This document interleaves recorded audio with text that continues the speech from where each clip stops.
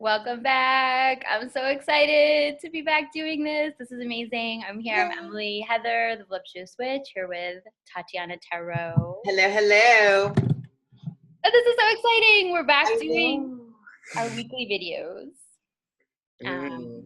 with the astrology and the tarot for the week. There's so much. It's like we have very dynamic astrology that we all are feeling, I think, and know. And so this is just kind of like a window into the changes, the transits, the energies that are happening. And then we get a really beautiful reading from Tatiana that sort of advises us of, ways to really, to really work the energies and, work them in our favor. So we were just discussing how we've had some changes. Aquarius season just started. So happy birthday to all our Aquarians coming up soon. We're in a new Birthday. season. And it's like it's interesting because we had no air. There was no air in the astrology. It was very earth and water, which is super productive. Like, I think we were all feeling that very productive, empowered, like it's time to get shit done, very serious energy. But that can be a lot when it's relentless and that's all that there is. It was good, I think, for the beginning of the year to kind of give us a boost, a motivational boost. But now we have the sun in an air sign. We have a lot of people think Aquarius is a water sign, but it's not. It's an air sign. So we have the sun in an air sign, and we have Venus now in an air sign. So it's good. It's bringing some lightness. This is good for our flirting, for our messaging, our words, our writing, right? We want some of that air. The air is the mental, our mental processes, our words, our thoughts. It gives us kind of the rational, side of things, which we need that. We want to be, have some balance and have some of that going on. So we have the sun and Venus in Aquarius now, and we have a very strong synergy between Jupiter and Pluto. So Jupiter now in Scorpio, there's been a lot of talk about that. Jupiter's in Scorpio. And Right. yes. And so we know that, Jupiter makes everything bigger. Jupiter is abundance, expansion, growth. It can be excess, can be too much. It can be where we do, we go too far, we have too much fun, or, Yeah. yeah.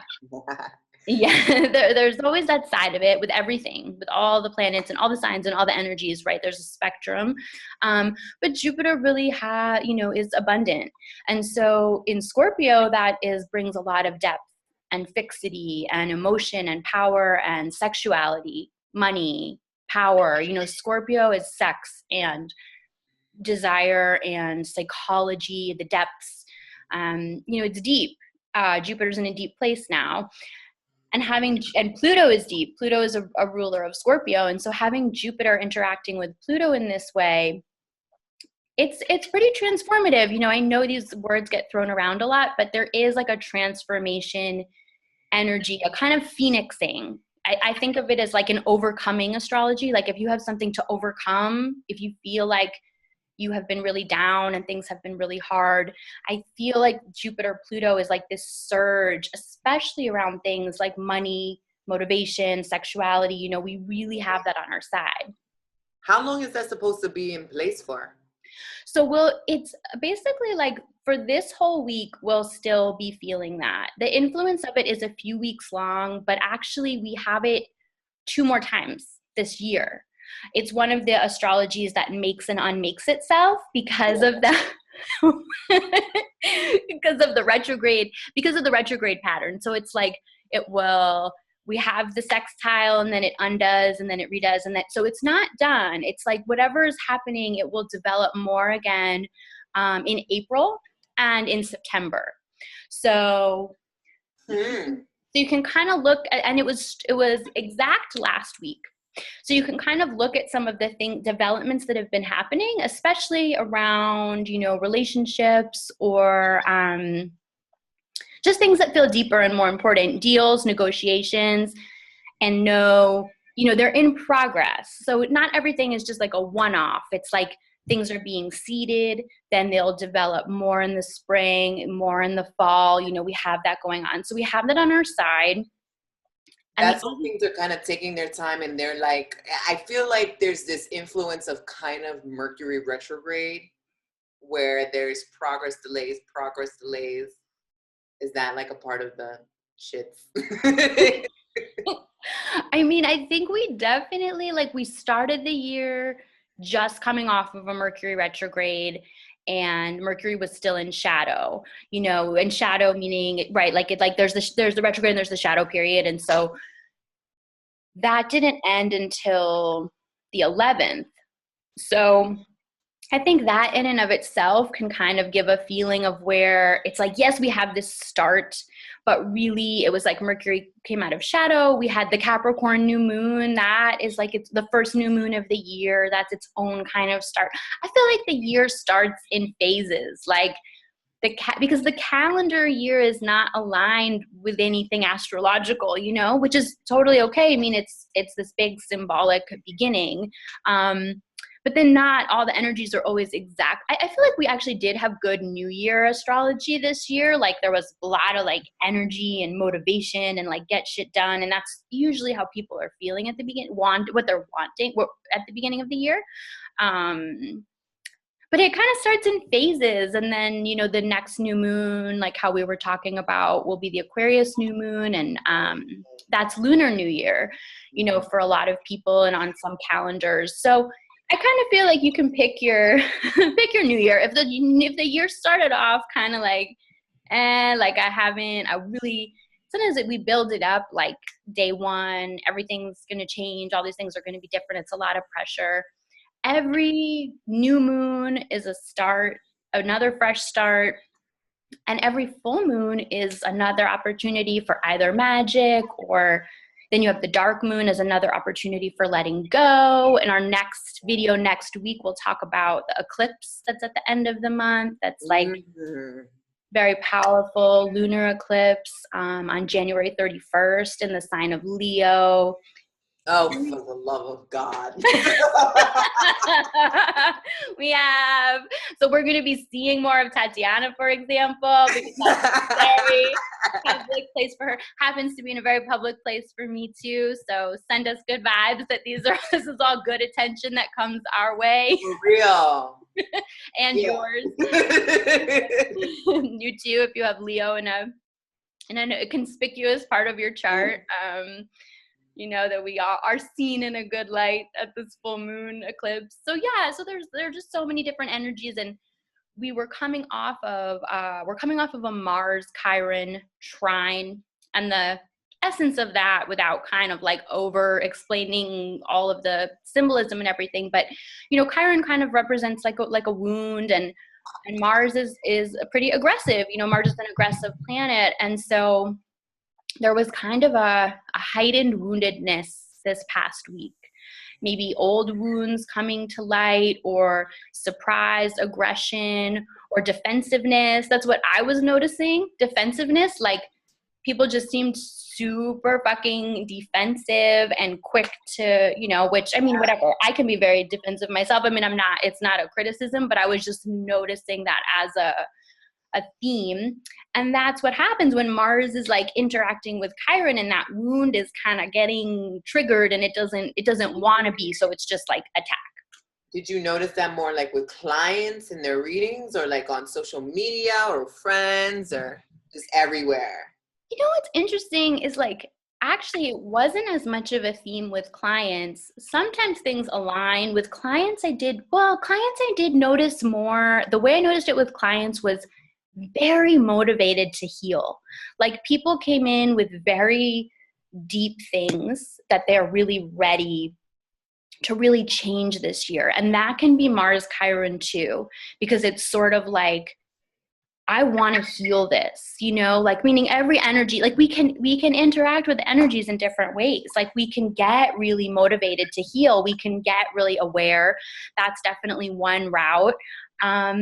And then also like on social media or other places, like I was just sort of noticing a lot of like clapbacks, or maybe some aggressive or passive aggressive, or some stuff going on. And that's another way of it too. And it's not all or nothing either. Like, meaning if you do that, it doesn't mean like you're not healing, or it can be a mix of both, obviously.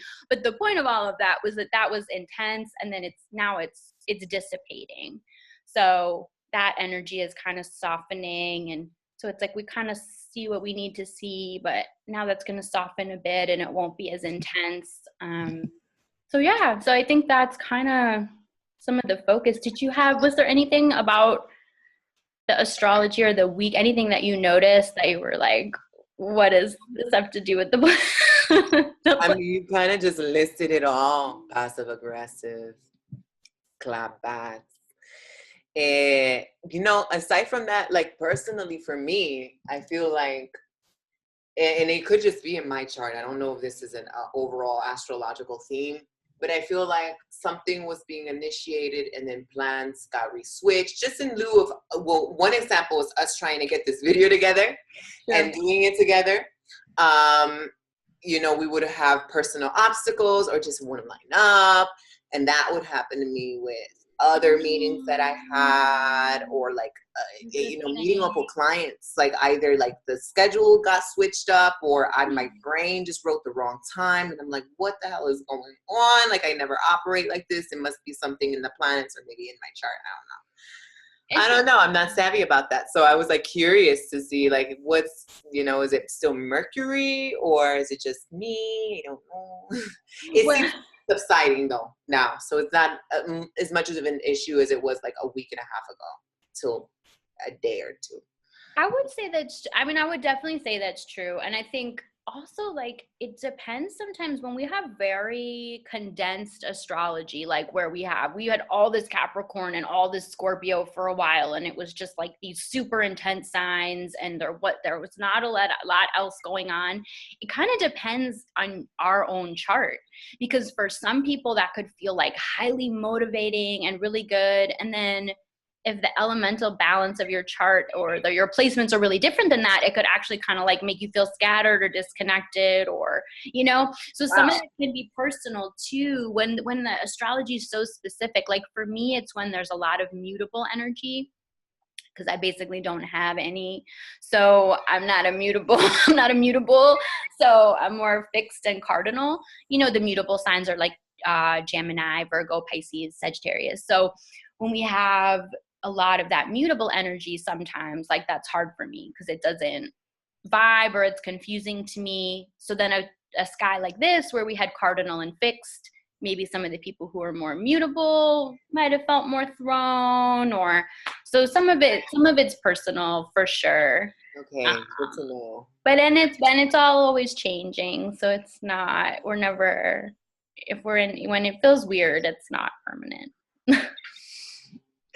I was like, I'm losing my shit, and we just started the year.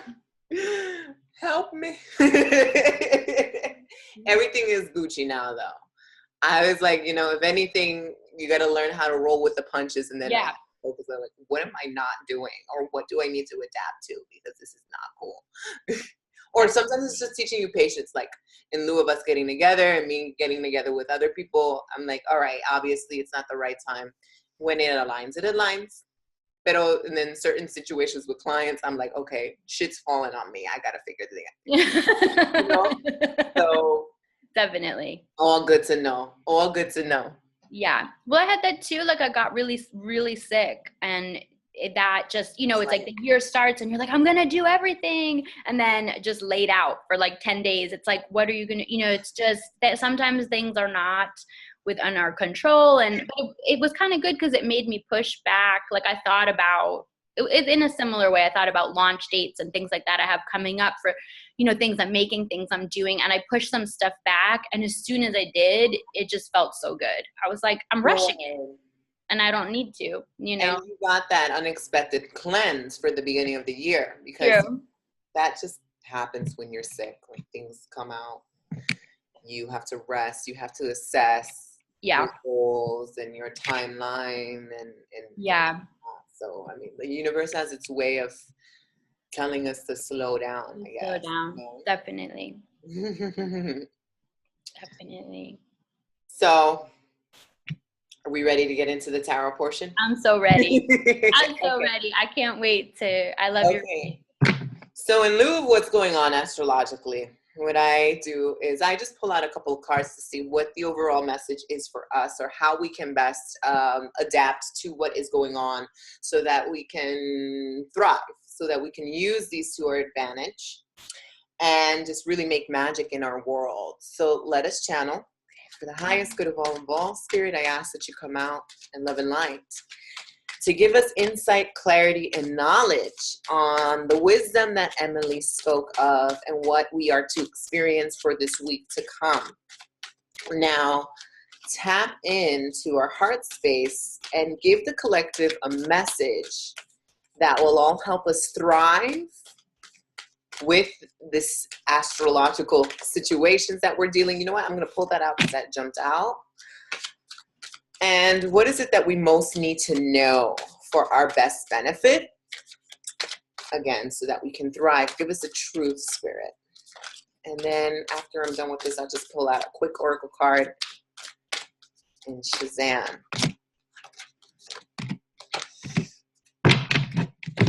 All right. So, okay. Man. All right, so I'm going to reference the card that flew out. When cards fly out like that, I always tell people that's a direct sign from the universe or spirit, be it our ancestors, be it some sort of guide that is popping out that's saying, hey, collective, we need to know this. And most definitely it is spirit or the latter, because we are receiving the star card. And I am using the Ghetto Tarot by Elise Smeets. And the star card, the symbology is of a naked woman who is kind of, in the original Rider Waite, she is pouring water into this lake, and she has one foot on the ground and still making this sort of celestial connection. The star overall communicates a state of hope, a state of faith. It is a sort of sign that is declaring, okay, that which we've been wishing towards, that which we've been kind of projecting out into the universe is way closer than we expect. Okay, so you are in the right path, regardless of you being shook up or feeling as if things are not falling into place, or whatever it is that is going on. Everything is kind of happening for a divine reason. So we have the celestial beings, the higher forces in play, really guiding us. And this message overall is kind of like, let go, let God, or let go, let the Orishas, the Loas, let the spirit guides do their thing. This is why she is vulnerable, because she has shed and kind of put all herself on the line to the stars to see if her manifestations can come true, to move herself out of the way, to move the ego facade out of the way. She has this divine connection to spirit here. The star can also communicate profound healing in areas of our lives that we are particularly stuck, struggling in, or in areas where we're encountering huge ego battles, be that with other people or with ourselves. So it's really important to know that the star is also highlighting star quality. It is highlighting those aspects that we contain that we may not be using, that we are not allowing our most vibrant, illuminated selves to shine. When we receive the star card, it could be, it's not that it could be, it's saying that you really do have the it factor, you've got the juice, you're a genius. And this needs to come out more than ever at this time, because you could be banking on it, or we can have chance encounters, serendipities.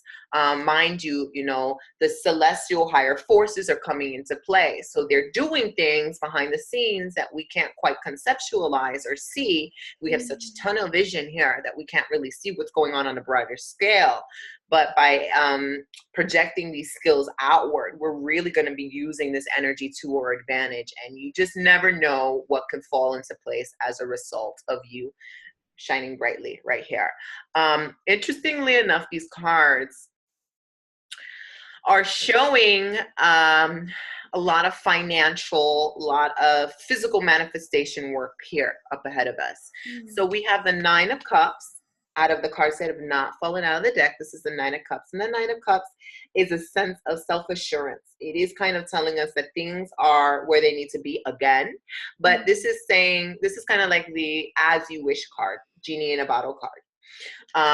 Our emotions are being fulfilled, or we're now, the universe is now filling our cup. We start seeing things fall into place. We start seeing, oh my God, a sense of hope here.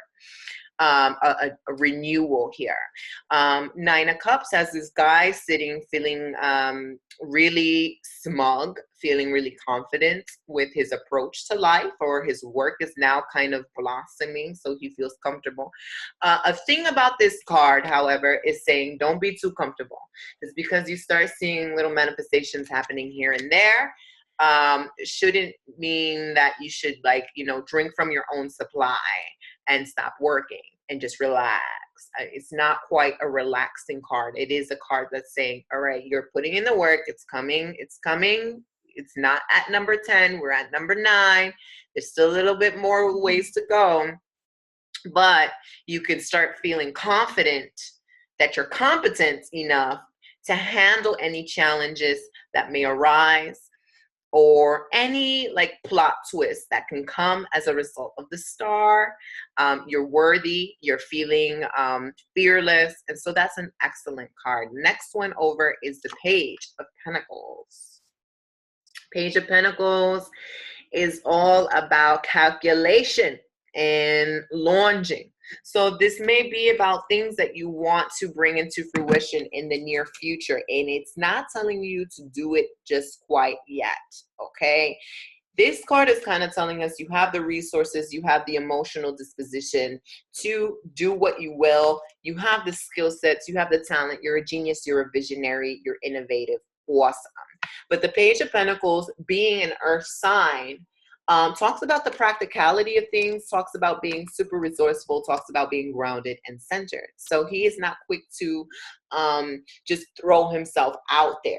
This is not necessarily a card of much movement, as much as it is a card about collecting your resources, looking at the elements and seeing what is working in your favor, what's not going to be working in your favor, and trying to come up with a plan where you can maneuver around that, or just wait and stay still before launching anything. Page of Pentacles is all about education, doing research, backing up his plans, or having more than one plan, looking at things at a very different angle that can be still sound and still grounded, in which you can get what you want, but it's not just one way of manifesting. It's like 5, like plan A, B, C, D, etc. Why? Because up ahead, we're getting the 5 of Pentacles. And the 5 of Pentacles generally is a card of a sense of lack or a sense of struggle. So I feel like the Page of Pentacles this week is giving you some sort of innovative ideas falling out of the sky, resources, a person, an opportunity, where you're going to feel really heavily confident. You're going to feel like, okay, wow, this is just for me. And this is going to help me in any area in which I am lacking, be that love, be that money, be that with your business, be that any area that you have been struggling in last year and you need some solution. You're really going into 2018 with the idea of conquering and thriving.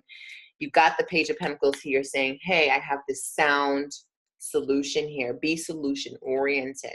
But again, the emphasis isn't necessarily on doing so much as kind of looking at the wealth that you already have and assessing that, like, what can I create with what I've already got, or do I know someone that can help me out, how can I best approach these problems that I have in my life rather than ignoring them. It's kind of, you're confronting in a way where the odds are stacked for you. Because the star here, you want to take advantage of the star most definitely. You're having forces coming out of the woodworks very unexpectedly to just help you win in all aspects of your life. So That's the tarot report. And I want to really quickly pull out a nature nurture card. Yes. Roll. Oracle for the week. So let us see, Spirit, give us the best guidance that the collective most needs to hear for this week.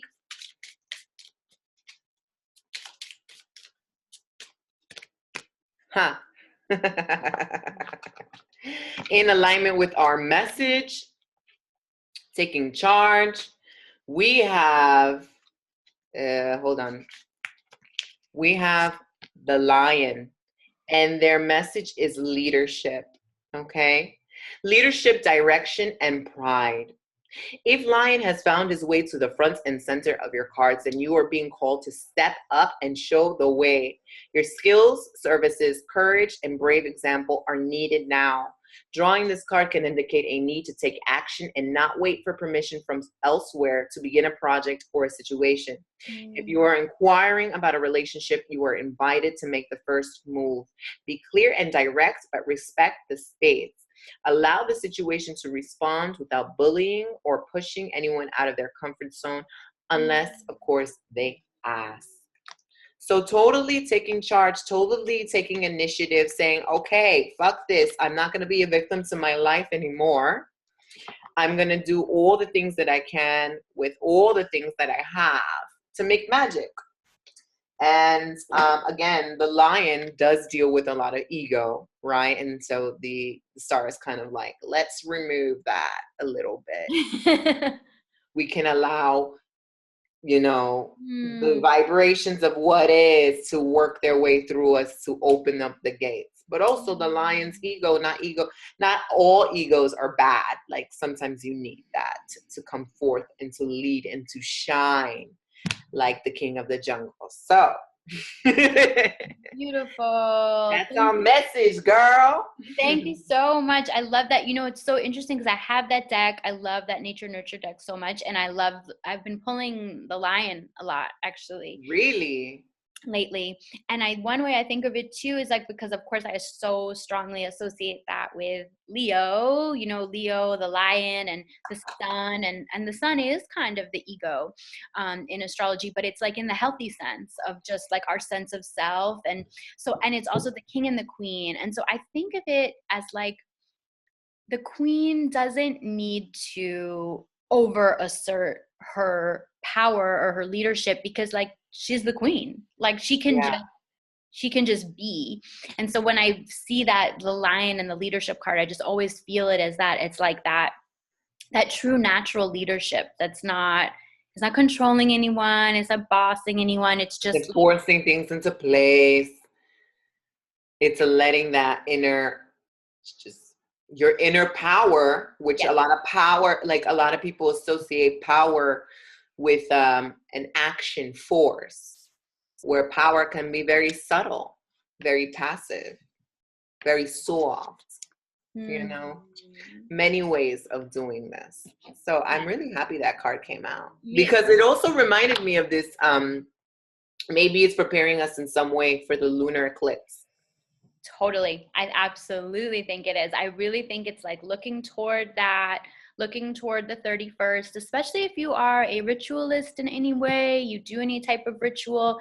So it would be, if there are supplies, like things that you want to get specifically, whether it's for releasing something you're just like absolutely ready to let go of, the lunar eclipse is really a good time for that.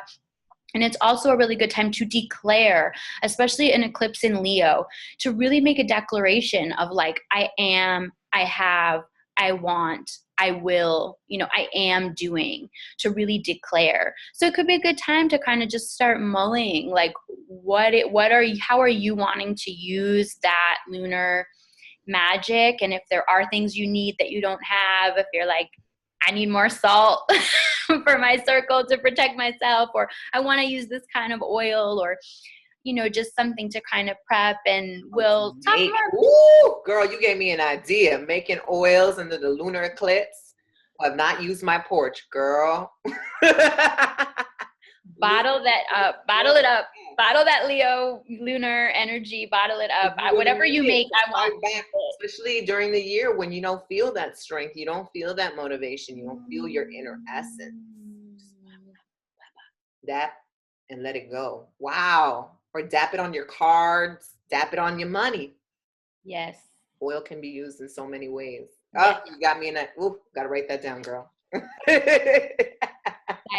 Very exciting. Oh, I'm so happy we did this. I'm so happy we're back to this. We're doing weekly. We'll be here to tell you about the weekly energy, and we're going to make a video looking ahead to the year, kind of giving a sense of like the themes of the year, because that can be really helpful to have a sense of the flow of the year.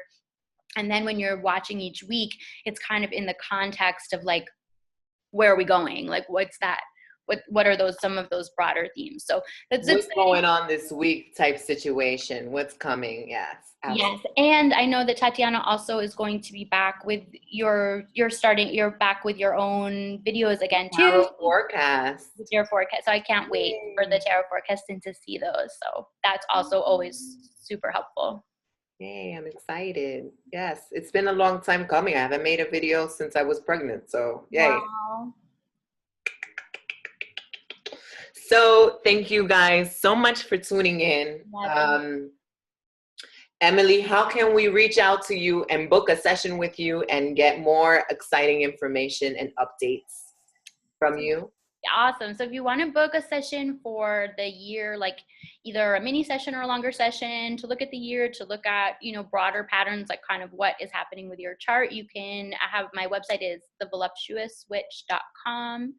You can find me on social media, The Voluptuous Witch on Instagram, Voluptuous Witch on Twitter, and just reach out, book a reading. It's a great time for reading. It's the perfect time. And also I write about the astrology of the day, so you can kind of keep up with what's happening if you want to follow me and see some of that.